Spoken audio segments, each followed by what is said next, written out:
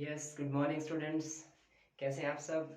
Welcome back on our YouTube channel. Today's topic is very important for you for all competitive examination. जैसे कि आप सभी देख चुके हैं, ये आज जो टॉपिक है ये बहुत ही इंपॉर्टेंट टॉपिक है आपके लिए। टॉपिक तो सारे इंपॉर्टेंट हैं, बट आज हम ऐसा फैक्ट करने वाले हैं जो आपके लिए बहुत ही ज़्यादा इंपॉर्टेंट रहने वाला है। आज का कंसेप्ट हमारा रहेगा प्रीपोजिशंस। एक्चुअली आप स्टार्टिंग से प्रीपोजिशन पढ़ते रहे हो, प्रीपोजिशंस के बारे में स्कूल लेवल से पढ़ते रहे हो, लेकिन कंपटीशन में जाके हमारे लिए प्रीपोजिशन का कंसेप्ट है वो इजी भी होता है और डिफिकल्ट भी होता है। इजी इसलिए कहा जा सकता है कि यदि हमें इसको कॉन्सेप्चुअली समझा है, प्रैक्टिकली देखा है तो आसानी से समझ में आ जाता है, लेकिन यदि वहां पे थोड़ी प्रॉब्लम हुई तो फिर हम कंफ्यूज हो जाते हैं। और ये प्रीपोजिशन का जो टॉपिक है ना, ये आपको फ्री के नंबर दे देता है पेपर में और आपको कई गुना मेरिट में टॉप पे ले चलता है। अगर गलत हो गया क्वेश्चन तो ये बहुत ज्यादा नीचे भी चला जाएगा। तो आज हम डियर स्टूडेंट्स पढ़ने वाले हैं फिक्स्ड प्रीपोजिशन। कुछ प्रीपोजिशन ऐसी होती हैं जो नेचर सब्जेक्ट के अकॉर्डिंग या किसी भी पार्ट ऑफ स्पीच के अकॉर्डिंग चेंज हो जाती हैं, लेकिन आज हम जो पढ़ने वाले हैं प्रीपोजिशन का कंसेप्ट, वो पढ़ने वाले हैं फिक्स्ड प्रीपोजिशन। यानी कि ये प्रीपोजिशन अपने सिचुएशन में फिक्स हैं, ये फिक्स ही रहेंगी, ये चेंज नहीं होंगी। जो भी इनकी गिवन सिचुएशन है वो एकदम क्या होगी, स्टैटिक होगी, फिक्स होगी। ठीक है जी, आज हम कुछ क्वेश्चन बैंक लेके आए आपके लिए, और ये क्वेश्चन बैंक, ये क्वेश्चंस आपके एग्जाम के आपके लिए बहुत ज्यादा इंपॉर्टेंट रहने वाले हैं। इनका एक्सप्लेनेशन नेक्स्ट मैं आपके सामने करने वाला हूं। आई होप आप इसको ध्यान से देखिएगा, ध्यान से इस कंसेप्ट को समझिएगा। आपने प्रीपोजिशन को इस तरह से नहीं पढ़ा होगा, अब के बाद प्रीपोजिशन आप आसानी से कर पाओगे और आपके दिमाग में एकदम सही तरीके से बैठ जाएगी। चलिए लेट्स स्टार्ट। आज हम शुरू करते हैं। क्वेश्चन नंबर फर्स्ट देखते हैं सबसे पहले। यस, पहला क्वेश्चन देखिएगा ध्यान से।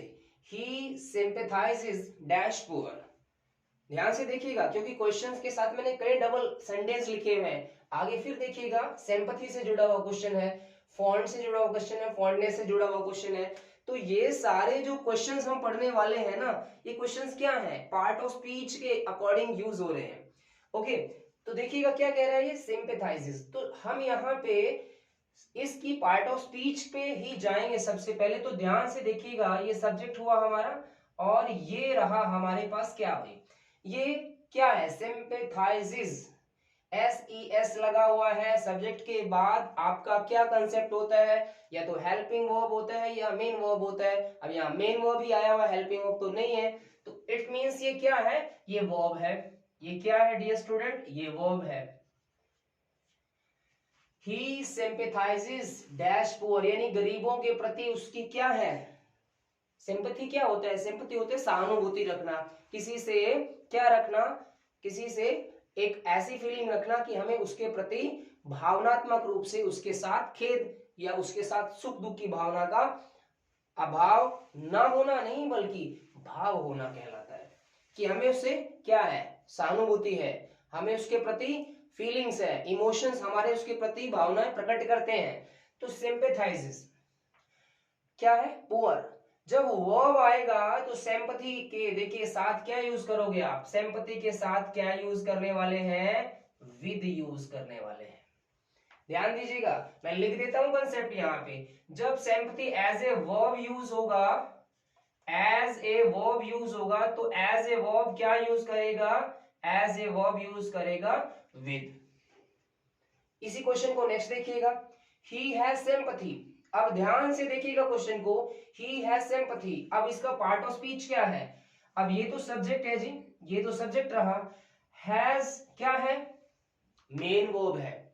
हैज मेन वर्ब है, यहां पे ये तो मेन वर्ब आ गया, हैज मेन वर्ब है, तो सिंपैथी क्या हुआ, सिंपैथी क्या हुआ, सिंपैथी हुआ बेटा नाउन।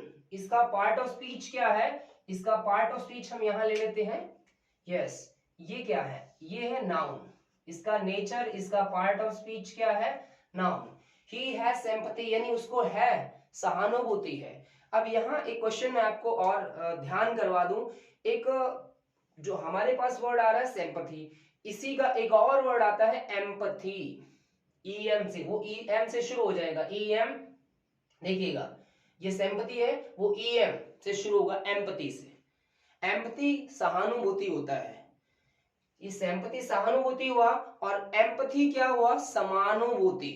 दोनों में फर्क क्या है, थोड़ा सा फर्क को भी समझिएगा। सहानुभूति तो होता है कि हमें किसी के सुख दुख के भाव हम महसूस करते हैं कि उसको दुख है या उसको सुख है, उसके प्रति भावनाएं प्रकट कर रहे हैं, हमारी सहानुभूति कहलाता है। लेकिन एम्पैथी क्या कहलाता है, एम्पैथी कहलाता है जब हम खुद को ही उसकी जगह पे रखने लगे, उस व्यक्ति की पीड़ा को, सुख को, दुख को, किसी को भी, तो वो एक इंटरनल फीलिंग होती है जो साइकोलॉजिकली टर्म में हम पढ़ते हैं, साइकोलॉजी में पढ़ते हैं, जो क्या होता है, इमोशनली इंटरनली इमोशन होते हैं, हम अपने आप को पीड़ा या अपने आप को भाव महसूस करवाते हैं, वो स्टेट कौन सा होता है, एम्पैथी होता है।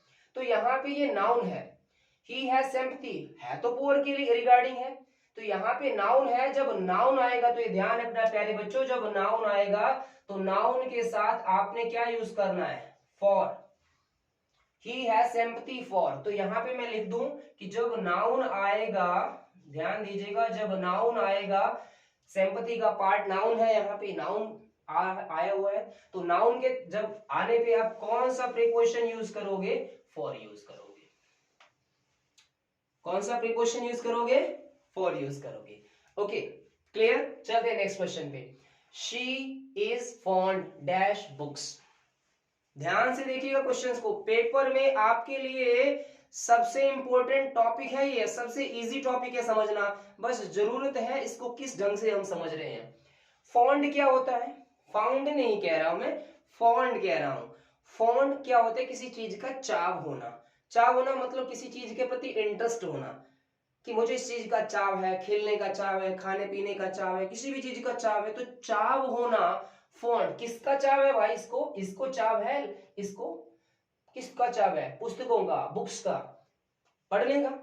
अच्छा एक मुझे क्वेश्चन बताइएगा, जो लवर ऑफ बुक्स होता है उसको क्या कहते हैं। इसी से क्वेश्चन फ्रेम हो जाएगा, आपका वन वर्ड बन जाएगा कि लवर ऑफ जो बुक्स होता है, जिसको पुस्तकें पढ़ना रखना पसंद होता है, वो क्या कहलाता है। यस बताइएगा कमेंट करके प्लीज, ये आप सबके लिए क्वेश्चन है, कमेंट करके बताइएगा। Lover of books, A lover of books कौन कहलाता है, आपके लिए होमवर्क का क्वेश्चन रहेगा। मुझे कमेंट सेक्शन में जरूर बताइएगा, जो पढ़ते हैं तैयारी करते हैं उनका आंसर मुझे जरूर मिलेगा। चलिए शी इज फॉन्ड, अब ये फॉन्ड क्या है, इसको ध्यान से देखिएगा। देखो ये तो सब्जेक्ट है, अब ये क्या है, मेन वर्ब है। ये डियर स्टूडेंट्स ये क्या है, ये मेन वर्ब है। अब ये मेन वर्ब है, तो ये अगला पार्ट ऑफ स्पीच क्या हुआ, ये सबसे इंपॉर्टेंट चीज समझना आपके लिए जरूरी है। फॉन्ड क्या है, फॉन्ड क्या है, एडजेक्टिव है। ये क्या है, एडजेक्टिव है, तो ये एडजेक्टिव वाले टर्म है। जब फॉन्ड एडजेक्टिव के लेवल में आएगा, एडजेक्टिव के फॉर्म में यूज होगा, तो फॉन्ड के साथ क्या यूज होगा, she is fond of. Yes she is fond of, तो यहां मैं लिख दूं इसका सॉल्यूशन बना के कि ये जब एडजेक्टिव होगा तो ये क्या यूज करेगा, ऑफ यूज करेगा। इसी क्वेश्चन को मैंने फिर रिफ्रेम किया है, she has fondness. Yes she has fondness. अब फिर ध्यान से देखिएगा ये क्या है, और ये फॉन्डनेस, नेस, लेस, और क्या भाई, सीई वाले क्वेश्चन, TION वाले क्वेश्चन, ठीक है, और सीई वाले क्वेश्चन, ये कौन से टर्म को बताते हैं, नाउन के टर्म को बताते हैं, ये नाउन होते हैं। शी हैज फॉन्डनेस मतलब ये नाउन है, तो ये क्या टर्म हुई यहाँ पे, ये टर्म हुई नाउन की, ये नाउन है। अब उसको पुस्तकों को चावे, गलती मत कर देना, ध्यान से देखिएगा, दोनों क्वेश्चन मैंने साथ साथ लिखे हुए हैं, गलती मत कर देना। अब ये नाउन है, शी हैज फॉन्डनेस, अब ऑफ नहीं, अब क्या यूज करोगे आप, फॉर। फॉन्डनेस फॉर बुक्स, यानी कि क्या हुआ, नाउन आने पे आप कौन सी टर्म यूज करोगे, फॉर यूज करोगे। Is that clear, okay let's go ahead. Next question number 5, ये सभी मोस्ट इंपोर्टेंट क्वेश्चन है एग्जाम के। कंसेप्ट सेम रहता है, क्वेश्चन बदल जाते हैं, कंसेप्ट तो वही है ना, पेपर में कंसेप्ट ही पूछा जाएगा, लेकिन क्वेश्चन का नेचर बदल दिया जाएगा, करेक्टर बदल दिए जाएंगे, नाम या कुछ और प्रकार के चेंज कर दिए जाएंगे, यानी क्वेश्चन मॉडिफिकेशन होता है केवल पेपर में, कंसेप्ट वही रहते हैं, जो कंसेप्ट घुमा घुमा के बार बार पूछे जाते हैं। यस नेक्स्ट क्वेश्चन देखिए क्या है, corruption is a standing hindrance. Corruption is a standing hindrance dash Nations progress. Okay, क्या समझ रहे हैं आप क्वेश्चन को? करप्शन इज ए स्टैंडिंग, अब करप्शन मालूम है ना आपको, बताने की जरूरत नहीं है भैया। करप्शन क्या है ये मुझे डिफाइन करने की जरूरत नहीं है, सभी वेल नोन है इससे। हाँ, एक होता है नोन टू, एक होता है नॉन फॉर। ये भी बहुत इंपॉर्टेंट क्वेश्चन है आपके लिए। नॉन टू होता है जब हम किसी से इंट्रोड्यूस होते हैं, मैं आपको जानता हूं, आप मुझे जानते हैं, वो उसको जानता है। तो पैसिव फॉर्म में ध्यान रखना, जब भी आप वॉइस चेंज करेंगे ना एक्टिव से पैसिव में और नो वाला वर्ब आया हुआ है, तो कभी भी ये ध्यान रखना बाय नोन नहीं होता। पैसिव फॉर्म में हम थर्ड फॉर्म लगाते हैं नो डाउट, लेकिन वहां बाय नॉन नहीं लगेगा, टू नॉन लगेगा। ध्यान रखना, टू नॉन लगेगा, यानी नॉन टू होता है। लेकिन नॉन फॉर क्या होता है? यस, नॉन फॉर क्या होता है? नॉन फॉर होता है फेमस, किसी के लिए, किसी चीज के लिए बहुत ज्यादा क्या होना, फेमस होना, परिचित होना, प्रसिद्ध होना, तो नॉन फॉर, कि वो उसके लिए प्रसिद्ध है। कानपुर किसके लिए प्रसिद्ध है, दिल्ली किसके लिए प्रसिद्ध है, कुरुक्षेत्र किसके लिए प्रसिद्ध है, तो नॉन फॉर फेमस होना। Corruption is standing hindrance. Dear student, hindrance क्या है? पहले मुझे क्वेश्चन बताइएगा, हिंड्रेंस क्या है? हिंड्रेंस का मीनिंग क्या है? यस, हिंड्रेंस क्या होता है डियर स्टूडेंट्स? हिंड्रेंस होता है ऑब्स्टेकल। ऑब्स्टेकल के कुछ और सिनोनिम बताइएगा। ऑब्स्टेकल, इंपेडिमेंट्स, बैरियर, ये सब क्या है? ये सब क्या है? बाधाएं। बाधाएं यानी कि बीच में व्यवधान है, इंपेडिमेंट्स है, ठीक है, ऑब्स्टेकल है, हिंड्रेंस है। अब ये हिंड्रेंस का पार्ट ऑफ स्पीच क्या है? इस हिंड्रेंस का पार्ट ऑफ स्पीच ध्यान से देखिएगा, एनसीई, हिंड्रेंस। अब ये नाउन है, ये क्या है? ये नाउन है। कौन सा नाउन है जरा ये बताएंगे, क्लासिफिकेशन करके बताइएगा, कौन सा नाउन है? ये एब्स्ट्रैक्ट नाउन है, एब्स्ट्रैक्ट नाउन है हिंड्रेंस। यस, हिंड्रेंस किसकी? देश की बाधा में करप्शन सबसे बड़ी, देश की तरक्की में करप्शन सबसे बड़ी बाधा है। तो क्या करेंगे भाई? स्टैंडिंग हिंड्रेंस टू, यूज क्या करेंगे? प्रीपोजिशन टू, यानी कि नाउन आने पे हमने क्या यूज करना? टू यूज करना। ही हिंडर्ड मी, नेक्स्ट क्वेश्चन फिर हिंडर से बना हुआ है। देखिएगा आप क्या देख रहे हैं, क्वेश्चन का नेचर बदल गया है ना, पार्ट ऑफ स्पीच भी बदल गई है। अब ये हिंड्रेंस था जो अब हिंडर्ड बन गया, यानी कि हिंडर वर्ब भी होता है और नाउन भी बनता है, यानी कि हमें नाउन बनाने की फॉर्म भी आनी चाहिए, हमें वर्ब बनाने की फॉर्म भी आनी चाहिए, हमें वर्ब से एडजेक्टिव बनाने की फॉर्म भी आनी चाहिए। That is the part of speech, ये सबसे इंपॉर्टेंट है। तो अब क्या हुआ? हिंडर्ड, अब ये हिंडर्ड हो गया, सब्जेक्ट के तुरंत बाद ही ये हिंडर्ड आ रहा है, तो हिंडर्ड ये क्या है? वर्ब है। ये क्या है? ये वर्ब है, ये वर्ब है।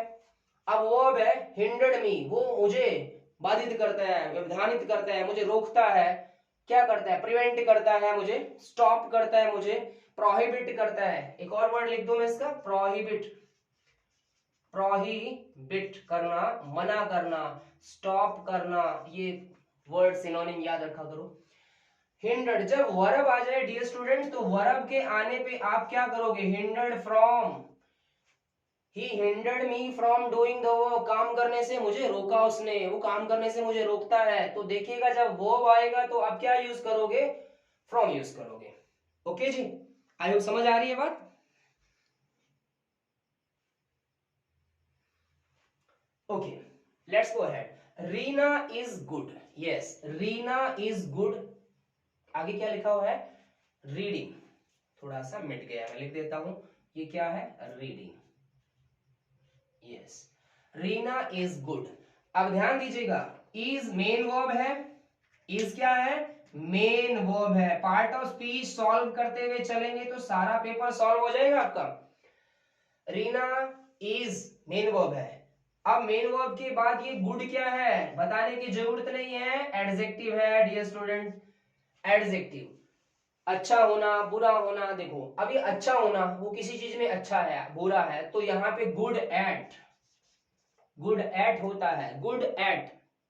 वीक इन होता है, कमजोर होना, लेकिन गुड एट होता है निपुण, किसी चीज में क्या करना? अच्छा होना, कुशल होना, कुशल होना, अच्छा होना, बहुत बढ़िया होना। You must learn how to deal, most important question इस पूरी क्वेश्चन बैंक का मोस्ट इंपोर्टेंट क्वेश्चन है। यू मस्ट लर्न, आपको सीखना चाहिए। देखिए आपको क्या सीखना होगा, हाउ टू डील, कस्टमर से कैसे डील करते हैं। भैया जब भी बिजनेस पे हम बैठते हैं तो हमें उसके एटिकेट्स तो आने चाहिए ना, बिजनेस के हमें कुछ ट्रेड्स तो हमारे अंदर होने चाहिए ना, उसके कुछ रूल रेगुलेशन होने चाहिए, तो ये हमें सीखने होंगे। मस्ट है तो कंपल्शन है हमारे लिए, नहीं सीखेंगे तो लॉस होगा हमें बिजनेस में। सो दैट क्या होगा, हाउ टू डील, ध्यान रखना ये क्वेश्चन बहुत बार एग्जाम में आता है। डील, अब यहाँ पे जब डीलिंग कस्टमर के रिगार्डिंग हो रही है तो यहाँ किसकी बात हो रही है, ट्रेड की बात हो रही है। ध्यान देना, जब ट्रेड की बात हो, जब ट्रेड की बात हो, जब बिजनेस की बात हो और डील हो रहा हो, ध्यान देना, जब बिजनेस के साथ डीलिंग का हो रहा हो, ट्रेड के साथ डीलिंग का मामला हो रहा हो, यानी व्यापार से मतलब है, किसी हमारे बिहेवियर से मतलब है। अब देखिएगा ये क्या है, कस्टमर के साथ कैसे डील करना है। अब ये कस्टमर के साथ डील करना बिजनेस का ही तो एक पार्ट है, तो क्या होगा, डील, हाउ टू डील, बताइए हाउ टू डील।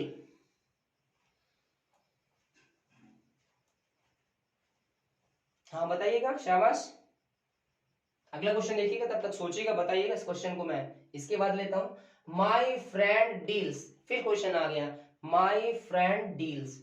अब ये क्या करता है भैया, ये व्यापार करता है, तो यानी कि ये वाला जो किस्सा मैंने यहां लिखा था ये यहां है, एक्चुअली ट्रेड हो रहा है, यहाँ पे बिजनेस हो रहा है, यहाँ पे बिजनेस हो रहा है, और यहाँ पे क्या हो रहा है, यहाँ पे हमारा बिहेवियर है, यहाँ पे हमारा बिहेवियर है। ये चीज देखिएगा, बिहेवियर है, हमारा कंडक्ट है, हम कैसे क्या कर रहे हैं, कंडक्ट कर रहे हैं, व्यवहार कैसा है। सॉरी मैंने इधर लिख दिया था, अब क्लियर कीजिएगा इस चीज को।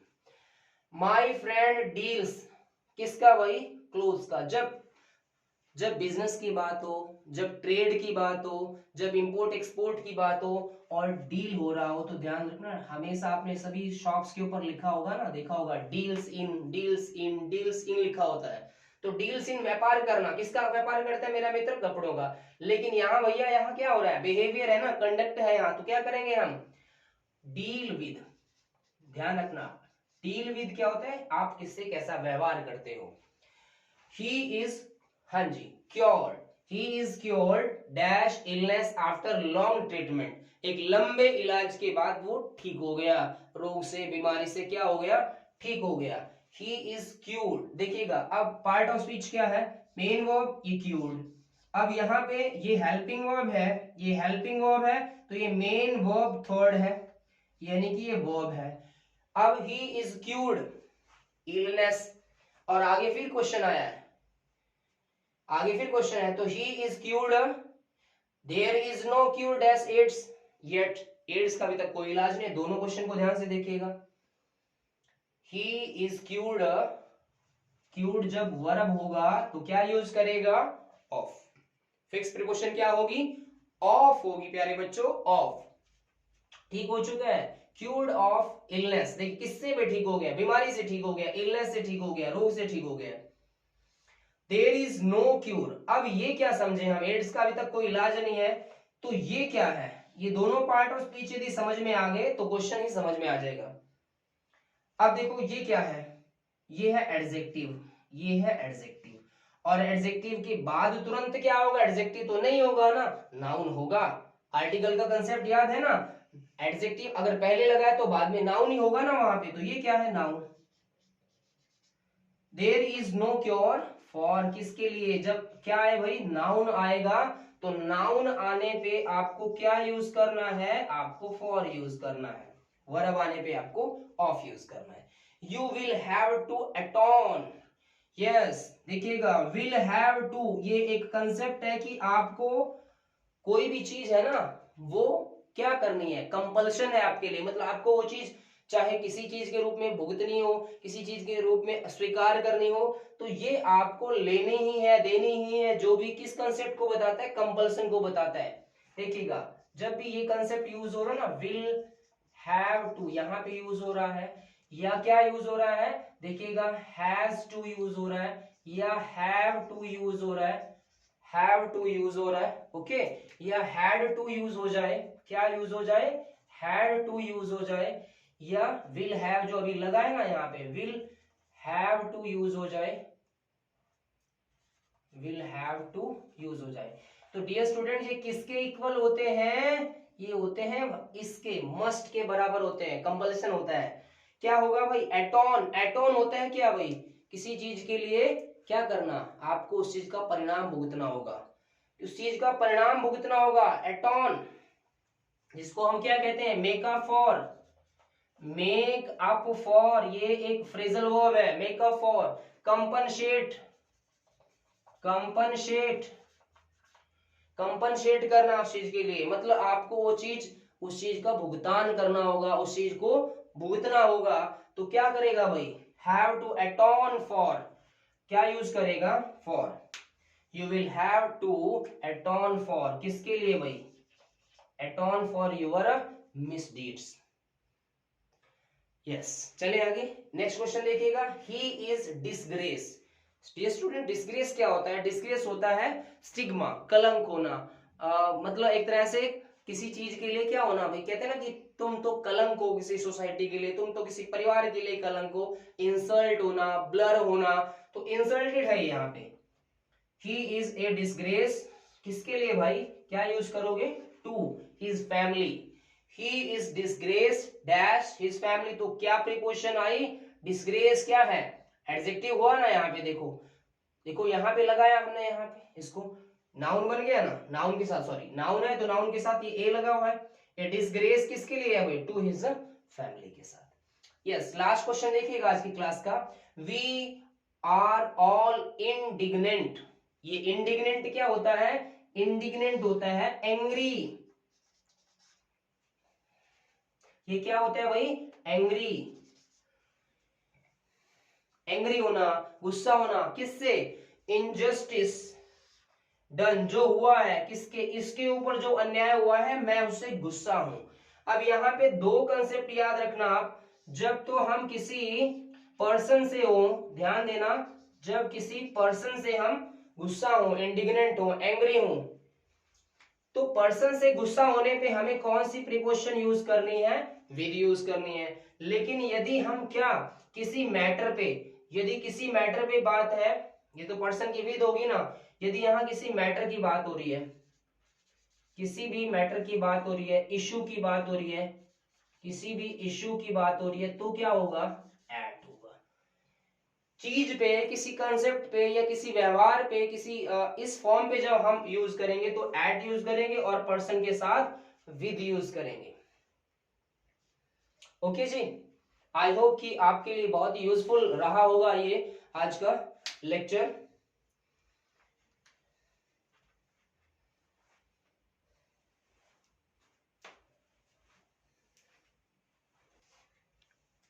हाँ जी, क्लियर हो, तो वी आर ऑल इंडिग्नेंट, तो क्या आ जाएगा हमारे पास, यस, इंडिग्नेंट क्या होगी, इनजस्टिस से है, तो यहाँ पे अब देखिए पर्सन तो नहीं है ना, इनजस्टिस अन्याय जो उसके ऊपर हुआ है, हम उससे क्या है, गुस्सा है, तो क्या यूज करेंगे, एट यूज करेंगे ना। यदि यहाँ पर्सन होता, इनजस्टिस ना होता, तो फिर हम विद यूज करते। अब यहाँ क्या है, अब यहाँ कोई ऐसा कंसेप्ट है जिसपे गुस्सा है, मैटर है, ओपिनियन है कोई भी जिससे हम गुस्सा है। ओके, आई होप सभी को अच्छे से फिक्स प्रीपोजिशन का कंसेप्ट समझ में आ गया होगा। फिर नेक्स्ट टाइम इसके और पार्ट डी में आपसे मोस्ट इंपोर्टेंट प्रीपोजिशंस के साथ मिलेंगे, और आपसे बस एक ही हम रिक्वेस्ट करते हैं कि अपने फ्रेंड्स को ज्यादा से ज्यादा इस वीडियो को शेयर कीजिएगा, एक लाइक और एक शेयर हम आपसे मांगते हैं, ताकि ये हर जरूरतमंद बच्चे तक ये वीडियो पहुंचे, जो अपने माँ बाप का सपना पूरा करना चाहता है उस तक ये वीडियो पहुंचना चाहिए।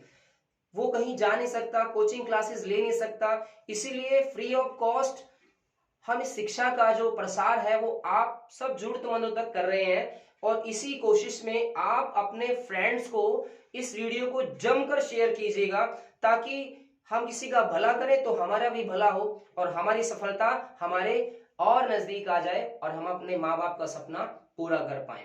ठीक है, इसी कामना के साथ हम आपसे विदा लेते हैं। नेक्स्ट लेक्चर में हम फिर आपके लिए मोस्ट इंपोर्टेंट सीरीज लेके आएंगे। तब तक के लिए ध्यान रखिएगा, अपने बड़ों का सम्मान कीजिएगा, महिलाओं का सम्मान कीजिएगा और अपना ध्यान रखिएगा। नमस्कार।